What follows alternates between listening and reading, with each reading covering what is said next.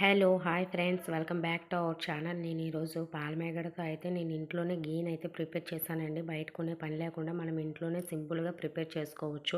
ఈ మేగడతోనే మనం బటర్ను కూడా ప్రిపేర్ చేయొచ్చు. ఈ బటర్ అనేది నేను నెక్స్ట్ వీడియోలో చూపిస్తానండి ఎలా చేయాలో ఏంటనేది. దీన్ని నేను ఎటువంటి మిక్సీ కూడా పట్టే పని లేకుండా చాలా సింపుల్గా చేసుకున్నానండి. మనం మేగడని 15 డేస్కి ఒకసారి ప్రిపేర్ చేసుకుంటే సరిపోతుంది.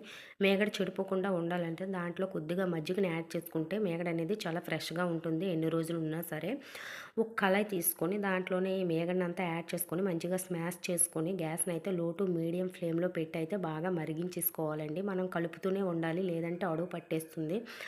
చాలా మంచిగా ఎల్లో కలర్లో అయితే వచ్చిందండి గీ అయితే. దీన్ని చల్లారాక వడగట్టేసుకొని మనం ఒక డబ్బాలో స్టోర్ చేసుకోవచ్చు. ఈ పొట్టునైతే తెలంగాణ వాళ్ళు తింటారంట. మీలో ఎవరైనా తింటే కామెంట్ చేయండి.